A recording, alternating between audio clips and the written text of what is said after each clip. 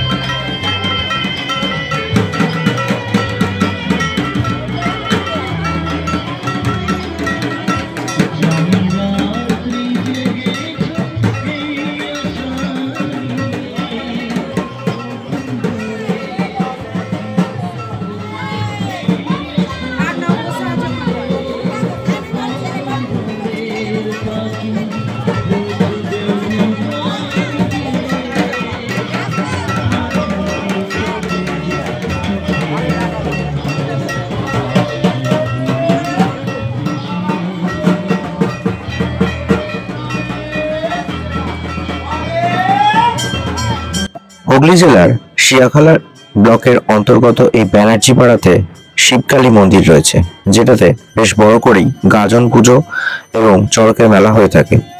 তো চৈত্র মাসের সংক্রান্তির দিনে আজ এখানে গাজনের ঝাপান হচ্ছে, সেটা দেখতেই গেছিলাম, মানে ঝাঁপ যেটা। তো সেই মুহূর্তে গিয়ে দেখি যে মন্দিরে মোটামুটি বেশ কয়েকজন সন্ন্যাসী চলে এসেছেন, যাদের মধ্যে দু একজনের মানসিক রয়েছে। একটি বাচ্চা মেয়েকে বসানো হবে এবং তার ওজনের সমতুল্য বাতাসারও হরিলুট দেওয়া হবে। তো এই সংক্রান্তির ঠিক আগের দিনে নীলের পুজো হয়েছে। সন্ধ্যাবেলা এসে মহিলারা নীলের বাতি জ্বালিয়ে গেছেন। শিবের বিয়ে হয়েছে নীলাবতীর সাথে।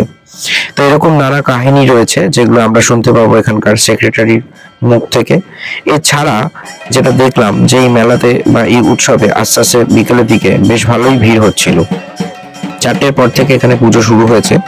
এখানে একটা জায়গায় ছোট করে বাঁশ বাঁধা হয়েছে, যেখান থেকে ঝাঁপ দেওয়া হবে, সন্ন্যাসীরা ঝাঁপ দেবেন। আর এই যে বাচ্চাটিকে দেখছেন, একে ওজন করে এর সমতুল্য একটা বাতাসা হরিলুট দেওয়া হবে। তো এই যে এখানে শিব ঠাকুরের পুজো হয়েছে বা হচ্ছে, যেটা 5 দিন ধরে চলছে, অর্থাৎ পয়লা বৈশাখের দিন এখানে শেষ হবে, তার আগের 4 দিন অর্থাৎ 27শে চৈত্র থেকে এখানে পুজো শুরু হয়েছে। তো এই আশপাশটা বেশ জনবহুল এলাকা, পাড়াতে বেশ কয়েকজন মানুষ থাকছেন, তারা এই উৎসবে আসেন দেখতে। আশপাশে পাড়া থেকে অনেকে এসেছেন দেখতে এই পুজোটি। তো যেটা দেখলাম যে বিকেল বেলার দিকে বেশ ভালো মানুষের ভিড় হয়ে গেল আস্তে আস্তে, যেখানে সন্ন্যাসীরা এখানে উঠবেন এবং উঠে ছাপ দেবেন এবং তার সাথে কিছু ফল ছুঁড়ে দেবেন। তো এবার আসি যে গাজন ব্যাপারটা কি আসলে।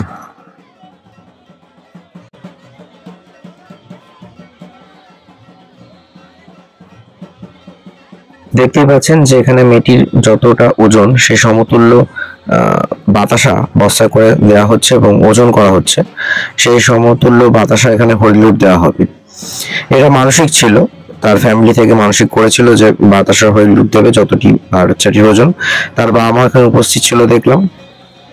আর আরেকটা বিষয় হচ্ছে, যেখানে শিব ঠাকুরের পুজো হচ্ছিল সেখানে একটা দুটো তিনটে করে মোট তিনটে ফুল যদি পড়ে তারপরেই নাকি এখানে এই গাজনের ঝাঁপ হয়। তার আগে অবধি তারা এখানে ওই মন্দির প্রদক্ষিণ করতে থাকবে আর বাবা তারকনাথের চরণে সেবা লাগে, এটাই তারা বলছিল, যেটা একটা কমন ব্যাপার। চৈত্র মাসে সবাই যারা সন্ন্যাস নেয় তারা নিজেদের গোত্র ছেড়ে শিবগোত্রে স্থানান্তরিত হয় এবং শিবগোত্রে স্থানান্তরিত হওয়ার পর শিবের মতোই তারা কৃচ্ছ সাধন করে, অর্থাৎ তারা ভিক্ষা সংগ্রহ করে, সেইভাবেই তারা হবিষ্যি গ্রহণ করে এবং এই একটি মাস তারা সন্ন্যাস নেয়। সেই জন্য তাদেরকে বলা হয় গাজনের সন্ন্যাস হয়েছে। এই গাজনের সন্ন্যাসের অনেক নিয়ম রীতি রয়েছে, তা হয়তো আমাদের পৌরাণিক ইতিহাসে পাওয়া যাবে না, কেন পৌরাণিক ইতিহাসে শিবরাত্রির কথা বলা রয়েছে, কিন্তু বাংলার লৌকিক মতে লৌকিক ইতিহাসে জানা যায় যে এখানে গাজন হচ্ছে গ্রাম আর জন, অর্থাৎ গ্রাম বাংলার জনমানুষ এই উৎসবে সামিল হয়ে থাকে, যেখানে তারা শিব ঠাকুরকে আরাধ্য দেবতা হিসেবে পুজো করে থাকে।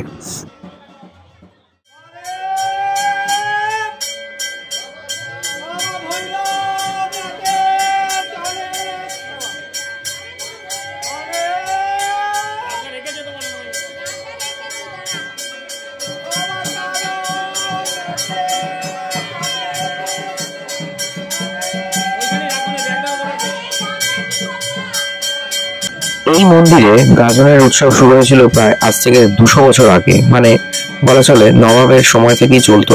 তারপর ব্রিটিশের শাসনকাল গেছে, তারপর যখন আবার হিন্দুদের সংগঠন শক্ত মজবুত হয়েছে সেই সময় থেকে এখানে এই নীলের উৎসব বা গাজনের পুজো হয়ে থাকে।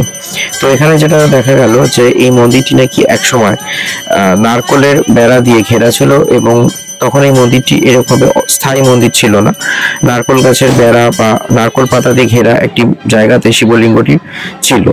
তো পরবর্তী সময়ে যখন এই পূর্ণ একটা স্থায়ী মন্দির করা হয়, কিন্তু গাজন বা নীলের টাইমেও ঠিক একই রকম ভাবে আগের নিয়ম নীতি অনুযায়ী নারকল পাতা দিয়ে ঘিরেই শিব ঠাকুরকে ঘেরা হয়।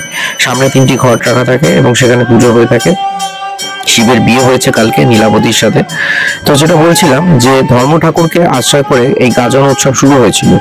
তারপর সে সময় বাগদি জেলে একটু পিছিয়ে পড়া মানুষগুলোর সাথে উচ্চ ধর্মের মানুষের একটা বা উচ্চ ব্রাহ্মণদের ভেদাভেদ ছিল। সেই জন্য আস্তে আস্তে এই মানুষগুলো শিব ঠাকুরকে আরো গ্রহণ করতে থাকে। শিব ঠাকুরকে কেন্দ্র করে তাদের ধর্ম ঠাকুরকে যে উৎসর্গ, তাদের যে পূজার নিয়ম রীতি, সেগুলো গাজনকে কেন্দ্র করে হতে থাকে এবং পরবর্তী সময় দেখা যায় যে গাজন গোটা রাজ্য, স্পেশালি রাঢ় বাংলার গ্রামীণ উৎসবে পরিণত হয়ে থাকে, যেটা চৈত্র মাসে হয়। তো এই যে 1 মাস তারা সন্ন্যাস ধর্ম গ্রহণ করে এবং শিবগোত্রে তারা থাকে, সংক্রান্তির দিনে গাজন ঝাঁপ হয়, তখন তারা এই ওপরে বাঁশের কাঠামোতে ওঠেন এবং উঠে সেখান থেকে ঝাঁপ দেন এবং পরের দিনকে অর্থাৎ পয়লা বৈশাখের দিন চড়ক হয়, যেখানে চরকিতে তারা নিজেদের কৃচ্ছ সাধন করে এবং করার পর তারপর শিবগোত্র ছেড়ে নিজ গোত্রে ফেরেন। যখন তারা ফেরেন তখন বামা চাল একটু মুখে দিয়ে সেই চালটি মাটিতে ভূমিষ্ঠ করে বা পুঁতে দিয়ে নিজ গোত্রে ফিরে আসেন। এখানে দেখতে পাচ্ছেন যে ঠাকুর মশাই এখন যেটা থেকে ঝাঁপ দেবে সেই স্ট্রাকচারের ভূমিতে তারা পুজো করছেন এবং যেখানে তারা ঝাঁপ দিয়ে পড়বেন সেটিরও পুজো করা চলছে।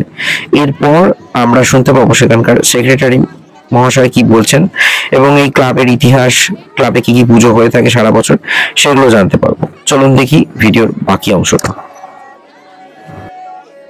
আর একটা জিনিস দেখলাম, এই সন্ন্যাসরা একে অপরকে মালা পরিয়ে দিচ্ছেন। এখানে কিন্তু বলে রাখি, স্ত্রী পুরুষ উভয় নিজেদের মতো ইচ্ছে মতো, কেউ 15 দিন, কেউ 1 মাস, চৈত্র মাসটা পুরোটাই এই কৃচ্ছ সাধন এবং সন্ন্যাস ধর্ম গ্রহণ করে। এখানে একে অপরকে তারা মালা পরিয়ে দিচ্ছেন, আকন্দের মালা, রজনীগন্ধার মালা, এগুলো তো রয়েছে এবং এরপর তারা ঝাঁপ দেবেন। সবচেয়ে বড় বিষয় দেখলাম যে একজন বয়স্ক মানুষ, তিনিও কিন্তু উঠেছেন এবং তিনি যে শিবকে বা শৈবিক ধর্মকে কাজে নিয়ে এগোচ্ছেন, শিবের আরাধনা করছেন, শিবকে পুজো করছেন, এটা একটা বড় বিষয়। পৌরাণিক মতে আমরা জানি যে শিবের সাথে পার্বতীর বিয়ে হয়েছিল শিবরাত্রিতে, কিন্তু লৌকিক মতে এখানে নীলাবতীর সাথে শিবের বিয়ে হয়। সেই জন্য শিবের দুটো বিয়ে প্রচলিত থাকলেও এই লৌকিক মতের হিসেবটা আমরা পুরাণে পাবো না। এরপর আমরা দেখতে পাচ্ছি যে এখানে এই মানুষটি, অর্থাৎ যিনি সন্ন্যাস হয়েছেন, প্রধান সন্ন্যাসী যিনি, তিনি উঠছেন এবং এখান থেকে তিনি ফলগুলো ছুঁড়ে ছুঁড়ে দেবেন। এখানে উপস্থিত যারা রয়েছেন তারা একটা একটা করে ফল সংগ্রহ করছে, তারপর তিনি ঝাপটা দেবেন। দেখুন পুরোটা।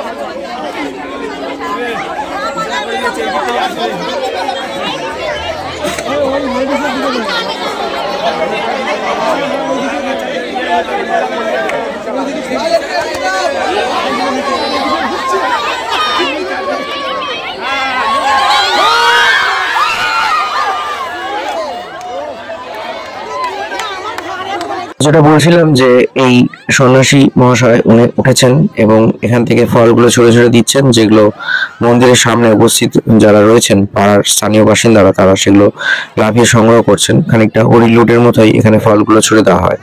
এরপর পরে সন্ন্যাসী তিনিও উঠবেন। তো সেই ফাঁকে আমি এখানকার সেক্রেটারি স্যারের সাথে কিছু কথা জানছিলাম এই ক্লাব সম্বন্ধে বা এই সংগঠন সম্বন্ধে।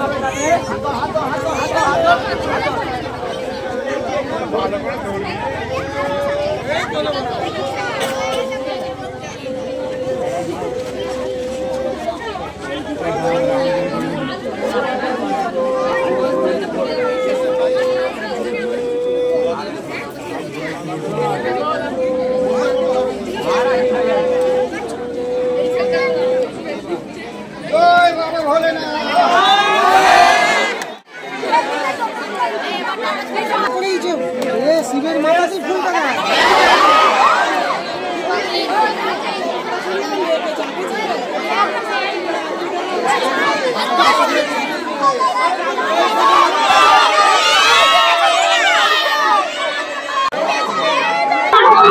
আমি ঠিকই আমাদের এই দক্ষিণ শিয়াখালা বুথের এখানকার সদস্য সুনীল দত্ত, আর আমাদের এখানে রয়েছেন আমাদের এই মন্দিরের সেক্রেটারি। এই যাবতীয় এখানকার সব কিছু সামলানোর দায়িত্ব ইনার উপরে। দীর্ঘদিন ধরে ইনারা সিনিয়ররা আমাদের এই মন্দির এখানকার থেকে সবার কাছে স্বীকৃতিভাবে রেখেছে, আর এই মন্দিরটাকে আগলে রেখেছে সবাইকে নিয়ে। সংগঠনটা করার জন্য সকলকে নিয়ে আগলে রেখেছেন। ইনি অবশ্য বিস্তারিতভাবে বলবেন, ইনি সভাপতি করে ইনি সব জিনিসটা বক্তব্যটা বলবেন। বলুন। আমি শ্রী সভাপতি খুলে শিয়াখালা, দক্ষিণ শিয়াখালায় আমার বাড়ি। এই ক্লাবে দীর্ঘদিন ধরে আমি সেক্রেটারি অর্থাৎ সম্পাদকের পদেই আছি। এখানে 27শে চৈত্র শুরু হয় মহাহব্যসী, সেদিন সন্ন্যাস ধর্ম দেওয়া হয়। 28শে চৈত্র ফল ভাঙা, অর্থাৎ গ্রামাঞ্চলে যেসব ফলের গাছ আছে, ডাব গাছ, নারকেল গাছ, আম গাছ, কাঁঠাল গাছ, বিভিন্ন গাছের যে ফল আছে সেখানে গ্রামের মানুষরা সেগুলো দান করে। আমরা সন্ন্যাসীদের সঙ্গে করে নিয়ে গিয়ে ঢোলক নিয়ে গিয়ে বাজিয়ে গাছে খোল দিয়ে সেই ফল পাড়ি, সেই ফলগুলো মন্দিরের উদ্দেশ্যে ওনারা দান করেন। 29 তারিখে নীল ষষ্ঠী হয়। 29 তারিখে নীল ষষ্ঠী হয়। সেখানে নীলের একটা শিবের আর এক নাম হচ্ছে নীল। নীলের সম্বন্ধে বলতে গেলে ওনাকে গ্রামের মায়েরা বা মেয়েরা একটা উপবাস করে তাকে পুজো দিয়ে তারপর জল খাবার খায়। তারপর সেদিন তাদের উপোস পালন করার পরে তারা খাবার দাবার খায় আর কি, পুজো পার্বণ মেটার পর। 30 তারিখে হচ্ছে ঝাঁপ। যে ঝাঁপটা হচ্ছে আজকের দিনে সবাই মিলে দেখতে পাচ্ছে যে এই ঝাঁপ সমস্ত লোকজন আসে। এই ঝাঁপে বিভিন্ন জায়গা থেকে বিভিন্ন দূর দূরান্তের লোক আসে, সন্ন্যাসীরা ঝাঁপ খায়। সেই ফল ভক্তবৃন্দদের মধ্যে ছিটিয়ে দেয়, ছড়িয়ে দেয়, ভক্তবৃন্দরা কুড়িয়ে নেয়। সেই ফল তারা প্রসাদ হিসেবে গ্রহণ করে। এরপর পয়লা বৈশাখ এই অনুষ্ঠান উপলক্ষে একটা চড়ক মেলা হয়। সেই মেলা আমাদের পরবর্তী একটা মাঠ আছে, সেই মাঠেতে অনেক মানুষের ভিড় হয়, সং প্রতিযোগিতা হয়, সেখানে পুরস্কার বিতরণ করা হয়। অবশ্য পরের দিনে দ্বিতীয় দোসরা বৈশাখ একটা বিচিত্র অনুষ্ঠান করা হয়। সেই বিচিত্র অনুষ্ঠানের আসরেই প্রাইজগুলো বিতরণ করা হয়। নামি দামি শিল্পী আছে। এবার এখানে সেই অনুষ্ঠানগুলো আমাদের 27 তারিখ থেকে 2রা বৈশাখ পর্যন্ত এই অনুষ্ঠানটি চলতে থাকে।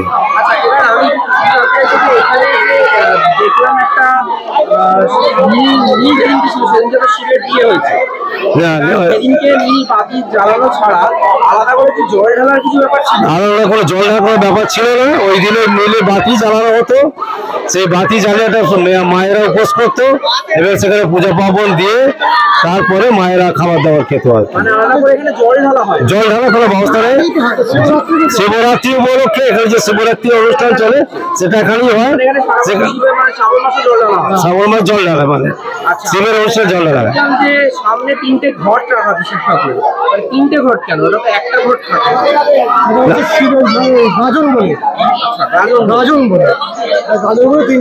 আর একটা এখানে দেখতে পাচ্ছেন যে নারকল পাতা দেওয়া আছে। এটা নারকল পাতা যে এখানে মাটি মানে অর্থাৎ পাঁক জাতীয় জিনিস পুকুর থেকে তোলা হয়েছে, তার উপরে নারকল পাতা, শুকনো নারকল পাতাকে দেওয়া হয়েছে। এই ঝাঁপ অনুষ্ঠান হয়ে যাওয়ার পর বাবার উদ্দেশ্যে এতে প্রণাম করা হয়, এবার তো আগুন ধরানো হয়। সেই আগুনের যে ছাইটা থাকে সেই ছাইটা অনেকে কপালে বা ঘিয়ের সাথে ঘিয়ের সাথে মিশিয়ে অনেকে কপালে দেয় তাদের মনোরঞ্জন করার জন্য বা ঠাকুরের প্রতি তাদের সন্তুষ্ট বা ভক্তি বিশ্বাসের জন্য। সেই ছাই মেয়ে থাকে, সেই ছাইটাকে মেখে থাকা হয় আর কি।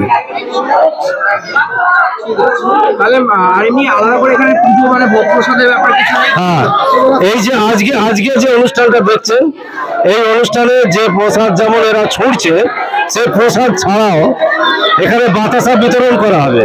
এখানে যারা মানসিক থাকে তাদের অনেকে দেখা যাবে বাচ্চা মেয়ে বা ছেলেদেরকে দিয়ে ওজন করে বাতাসা মাপা হয়। সেই বাতাসা আবার এই ভক্তবৃন্দদের মধ্যে ছড়ানো হবে। তাছাড়া কালী পুজো হয়, সরস্বতী পুজো হয়, এছাড়া শিবরাত্রি পুজো হয়। শিবরাত্রি পুজো দিলে অন্নকূট হয় এবং বহু লোক এখানে খাওয়ান দাওয়ান করা হয়। প্রতি বছরই শিবরাত্রি পালন করা হয়। এখানে জল ঢালার ব্যাপার থাকে শিবরাত্রি দিনে।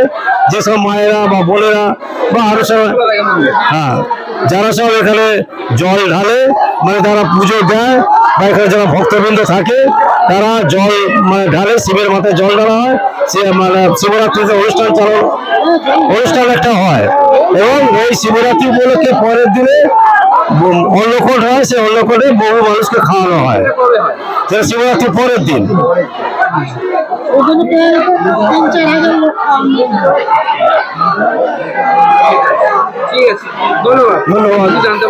নমস্কার।